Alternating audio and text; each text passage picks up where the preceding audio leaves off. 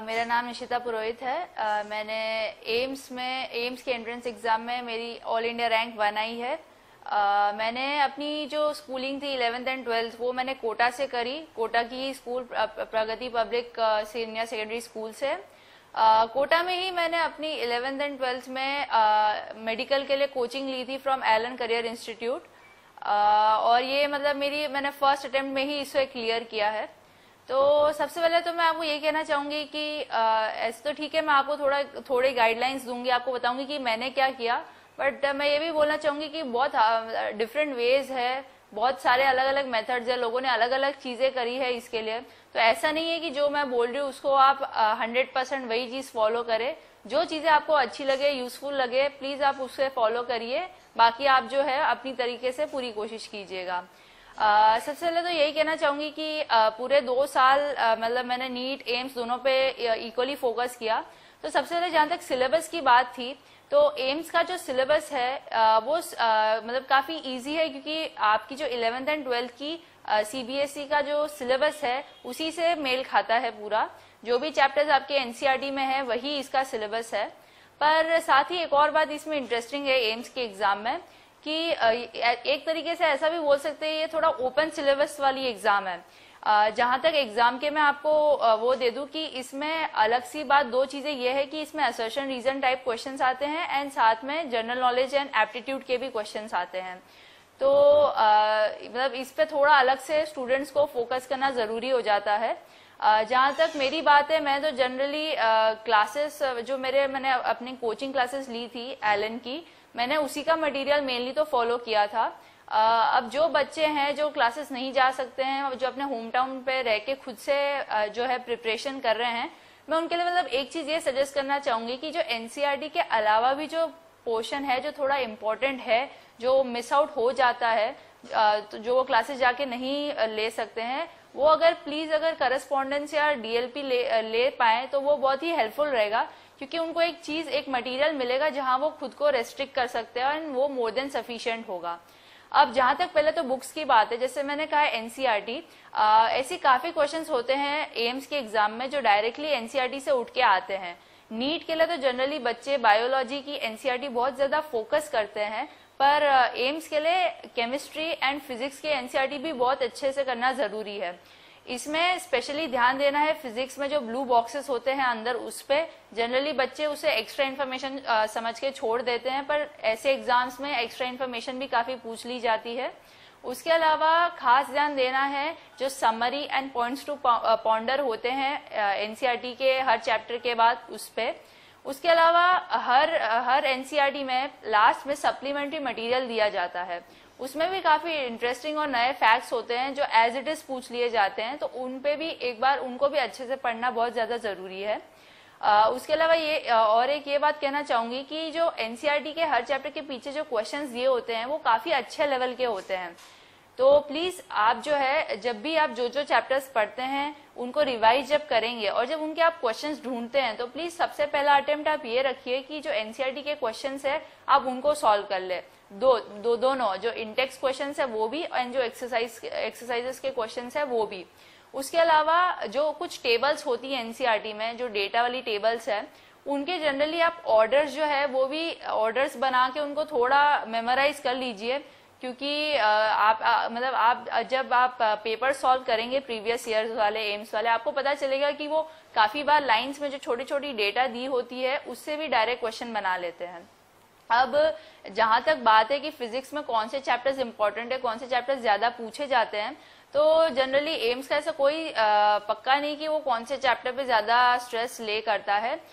वो किसी भी ईयर कोई भी चैप्टर से बहुत ज्यादा क्वेश्चन दे देता है। ऐसा नहीं होता है कि आपको हर चैप्टर से क्वेश्चन मिलेगा एक साल में, एक ही चैप्टर से वो 5, 6, 10 क्वेश्चन जितने चाहे दे देता है। तो हमें जो है सारे ही चैप्टर्स को इक्वली वेटेज देते हुए सबके कंसेप्ट बहुत अच्छे से समझने होते हैं।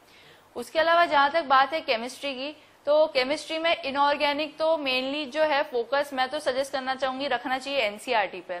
उसमें इतने सारे फैक्ट्स दे रखे, लाइन टू लाइन क्वेश्चन बनते हैं, असर्शन रीजन टाइप भी क्वेश्चन बनते हैं, तो इनऑर्गेनिक के लिए तो एनसीईआरटी जो है वो बेस्ट है। ऑर्गेनिक के लिए जो है 3 चैप्टर्स बहुत ज्यादा इंपॉर्टेंट है, जिसपे बच्चों का जनरली कम ध्यान रहता है, लेकिन एम्स में वो तीनों चैप्टर्स बहुत अच्छे से वो टारगेट करते हैं। जैसे केमिस्ट्री इन एवरीडे लाइफ है, बायोमोलिक्यूल्स है और साथ में ही पॉलीमर्स है। उसके अलावा जो फिजिकल केमिस्ट्री है उसके एनसीईआरटी बोल सकते हैं रिलेटिवली कम इम्पोर्टेंट है, पर उसमें भी 2 चैप्टर्स है। जैसे एक है सॉलिड स्टेट 12th की एनसीईआरटी में, और एक है the states of matter 11th की एनसीईआरटी में।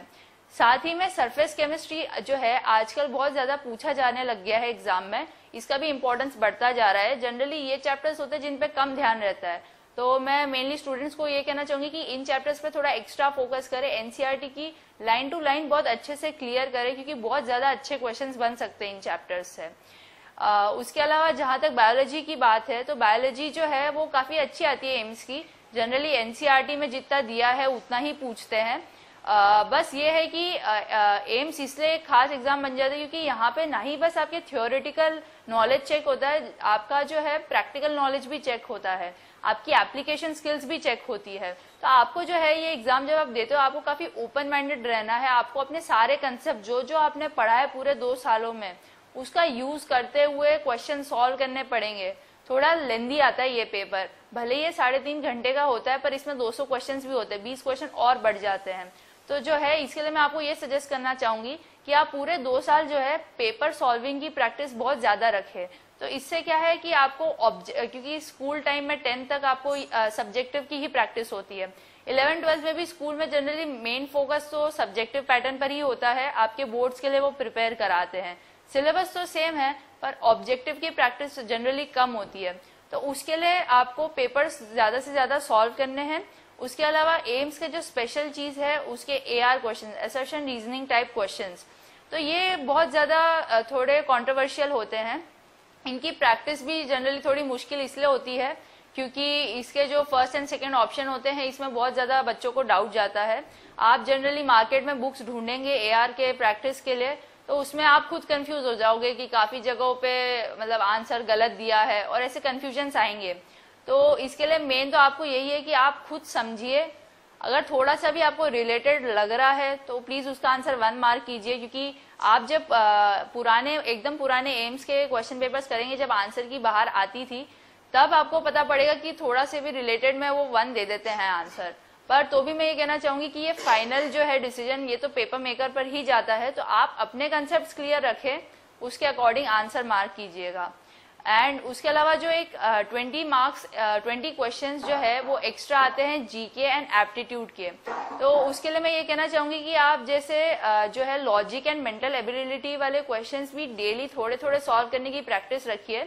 ये कोई टाइम वेस्ट नहीं है, ये आपका खुद का जो माइंड है उसको और शार्प करेगा और आपका फोकस भी बढ़ाएगा। एंड उसके अलावा जीके के लिए तो मेन चीज मैं यही सजेस्ट करना चाहूंगी कि आप जो है वो पूरे 2 साल डेली जो है न्यूज़पेपर पढ़िएगा, क्योंकि मेन जो चीजें आती है, जो भी चीजें वो बहुत ज्यादा फेमस होती है वही चीजें पूछते हैं जीके में, और वो कहीं ना कहीं न्यूज़पेपर में आ ही जाती है। तो उसके लिए आपको कुछ अलग से बहुत बुक्स पढ़ने की जरूरत नहीं है, न्यूज़पेपर ही जो है काफी है। जनरली जीके में आपको फोकस करना होता है स्पोर्ट्स वाली न्यूज पे, फेमस पर्सनालिटीज के बारे में फोकस करना पड़ता है, एंड साथ ही में जैसे इंडिया में जो अलग अलग स्कीम स्टार्ट हुए हैं, प्रोग्राम्स है जो मान लो इंडिया में पहली बार आ रहा है, लॉन्गेस्ट, ग्रेटेस्ट, हाईएस्ट, उन सब चीजों पे ध्यान देना है। तो मतलब जीके के लिए बस न्यूज़पेपर पढ़ने से भी काम हो जाएगा। उसके अलावा जहां तक बुक्स की बात है, जो एक्स्ट्रा बुक्स मैंने सॉल्व करी थी, तो जैसे फिजिक्स के लिए तो एच.सी. वर्मा आती है, डी मुखर्जी आती है, डी.सी. पांडे है, मैंने ये सब बुक सॉल्व करी थी। इससे क्या है कि आपको नए क्वेश्चंस मिलते हैं, थोड़े आपके कंसेप्ट चैलेंज होते हैं, और ऐसे ही तरह के क्वेश्चन जो है वो एम्स में आते हैं, तो थोड़े आप हाई ऑर्डर क्वेश्चंस कर सकते हो, but specially for AIIMS, NEET में उनकी खास जरूरत पड़ती नहीं है। उसके अलावा केमिस्ट्री के लिए मैंने ऑर्गेनिक में करी थी एम.एस. चौहान, इनऑर्गेनिक में मैंने करी थी वी.के. जायसवाल, एंड फिजिकल के लिए मैंने करी थी एन अवस्थी। लेकिन मैं यहाँ पे एक और चीज कहना चाहूंगी कि फिजिकल की जो आप बुक करोगे एन अवस्थी, उसमें से काफी आपको क्वेश्चंस मिलेंगे जो आपने कभी करे नहीं होंगे, क्योंकि वो थोड़े आईआईटी लेवल के होते हैं। तो प्लीज आप ध्यान दीजिएगा, पेपर्स देखिए प्रीवियस ईयर के कैसे आते हैं, जो रिलेवेंट क्वेश्चन होते हैं प्लीज उनकी जरा ज्यादा प्रैक्टिस करें, और जो आपने कभी पढ़े ही नहीं है, जो आपको पता ही नहीं है कैसे सॉल्व करना है, उस पर ज्यादा टाइम देके उस पर टाइम वेस्ट ना कीजिएगा।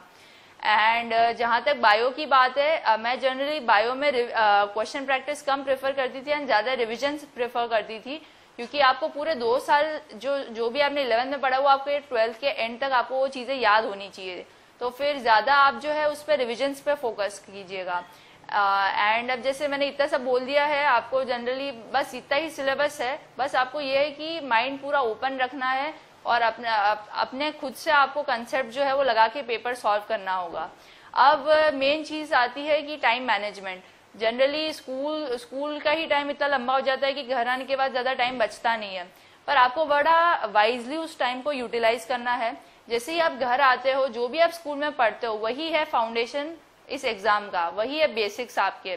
तो वो तो आपको बहुत अच्छे से स्कूल में पढ़ के ही आने हैं। जब आप घर पे आते हो तो मेरी तो यही स्ट्रैटेजी थी कि मैं तुरंत उसी चीज को रिवाइज करती थी जो मैं पढ़ के आती थी, क्योंकि जो चीज आप फ्रेशली पढ़ते हो अगर आप उसको 2-3 बार रिवाइज कर लो तो आपको ज्यादा टाइम तक याद रहती है। तो मैं तो वही करती थी। एंड जैसे आप वो रिवाइज कर लो तो क्योंकि आपको पूरा 2 साल का पढ़ा हुआ जो है वो एग्जाम में आना है, तो आप डेली थोड़ा टाइम जो है वो पुराने जो चैप्टर्स है, प्रीवियस चैप्टर्स, उनके रिवीजन पे भी निकालिएगा, क्योंकि वो आप भूलते जाएंगे पर आपको बार बार उसको रिवाइज करते जाना होगा तो ही वो फ्रेश रहेंगे। एंड जैसे फिजिक्स केमिस्ट्री है उसके प्लीज डेली कोई ना कोई क्वेश्चन सॉल्व करते रहे, ताकि आपको क्वेश्चन सॉल्विंग की जो प्रैक्टिस है वो भी आपकी बनी रहे। उसके अलावा ये तो हो गए वीकडेज की बात। एंड संडेज को मैं कहना चाहूंगी, जैसे आपको कोई छुट्टी वाले दिन मिलता है तो उस पर आप फोकस करें कि जो आपके प्रीवियस ईयर वाले क्वेश्चंस है या तो अलग अलग इंस्टीट्यूट में जो नेशनल लेवल पे जो एग्जाम्स होते हैं आप उनमें उनको देने की ट्राई करें। तो जैसे आप दूसरे इंस्टीट्यूट्स की अगर मान लो ऐसी टेस्ट सीरीज ज्वाइन करते तो आपको रेलेवेंट क्वेश्चंस भी मिल जाएंगे, प्लस आपको एक प्रैक्टिस भी मिल जाएगा, एक लार्ज मतलब एक बड़ा प्लेटफॉर्म पे इतने सारे लोगों के साथ कम्पीट करने का। साथ ही एम्स में एक अलग चीज ये है कि एक ऑनलाइन टाइप ऑफ पेपर है, तो अगर आप इसके 2-3 मॉक पेपर्स भी दे ऑनलाइन तो वो काफी हेल्पफुल रहेगा, ताकि जब आप एग्जाम देने जाए तो आपको कंप्यूटर एंड टेक्नोलॉजी को हैंडल करने में कोई दिक्कत ना है। तो प्लीज आप एक 2-3 जो है वो मॉक टेस्ट दे दीजिएगा ऑनलाइन, तो आपको थोड़ा आइडिया आ जाएगा ये पेपर एक्चुअल में देना कैसे है। उसके अलावा ये कहना चाहूंगी कि क्योंकि टाइम कम है और चीजें ज्यादा करनी है, तो आप जो है वो अपना जो बायोलॉजिकल क्लॉक है उसको आइडेंटिफाई करने की कोशिश कीजिएगा। जब आपको लगता है कि आपका माइंड जो है वो सबसे ज्यादा अलर्ट है, सबसे ज्यादा रिसेप्टिव है, उस टाइम पे थोड़े हैवी टॉपिक्स लीजिएगा जो थोड़े ज्यादा वेटेज रखते हो, जिसमें याद करने वाली चीजें ज्यादा होती है, वो ऐसे टाइम पे उन टॉपिक्स को रिवाइज करें। जब आपको ऐसा लगता है कि आपको नींद आ रही है, आपको थोड़ा बोर हो रहा है, तब सोने से और टाइम वेस्ट करने से अच्छा है कि आप क्वेश्चन प्रैक्टिस करें, क्योंकि क्वेश्चन प्रैक्टिस करने से मतलब मैं तो एंजॉय करती थी, तो मेरी नींद खुल जाती थी क्वेश्चन प्रैक्टिस करने से। और जब मान लो ज्यादा मन नहीं लग रहा हो तो तब थोड़े लाइट चीजें ले लीजिए जो आपको ऑलरेडी आते हैं लेकिन उनको रिवीजन की जरूरत है, तब उस टाइम पे आपने वो रिवाइज कर लिया। तो ऐसे आप कम टाइम में ज्यादा वर्क कर पाओगे, तो यही होता है स्मार्ट वर्क। अभी ज्यादा टाइम निकालना पढ़ाई के लिए मुश्किल है, तो आपको जो है वो हार्ड वर्क से ज्यादा फोकस करना है स्मार्ट वर्क पे, जो रेलेवेंट चीजें हैं उस पर ज्यादा ध्यान देनी है, उन पे फोकस करना है मेनली। तो एंड बस बाकी यही टिप रहेगी कि आप जो है वो अपने स्कूल में क्लास में बहुत अच्छे से कंसंट्रेट करें, फोकस करें, क्योंकि अगर जो चीज आप पहली बार सुन रहे हो, आप जितने अटेंटिवली सुनते हो उतना आगे कभी नहीं सुनोगे। तो जो पहली बार चीजें सुन रहे हो उसको इतने अच्छे से सुनो कि वो 50% से ज्यादा आपको तभी के तभी चीजें याद हो जाती है। तो वो करना है, आते से ही उन चीजों को रिवाइज करना है, ये आपको बहुत अच्छे से आपकी हेल्प करेगा। एंड बस उसके अलावा ये था कि एनसीईआरटी जब आप पढ़ोगे तो उसको स्टोरी बुक की तरह मत पढ़ना, लाइन टू लाइन जो है वो असर्शन रीजन क्वेश्चंस बनाने की कोशिश करना। तो ये क्या है कि जो भी एग्जाम में आपको असर्शन रीजन टाइप क्वेश्चंस आएंगे वो आपको कभी भी नए नहीं लगेंगे, आपको लगेगा कि हाँ ये सब पढ़े हुए हैं, कोई न्यू क्वेश्चन नहीं आएगा आपके सामने। तो इसकी भी प्लीज प्रैक्टिस करना। बाकी बस आप सभी को ऑल द बेस्ट कहना चाहूंगी। होप करती हूँ कि जो जो मैंने बोला आपको कहीं ना कहीं इस बातों से हेल्प मिले। एंड फाइनली मैं थैंक्स करना चाहूंगी दिल्ली नॉलेज ट्रैक को, जिन्होंने एक मुझे जरिया दिया आप सबसे कम्युनिकेट करने का, और आपकी इतनी हेल्प भी कर रहा है, उसके लिए थैंक्स अ लॉट।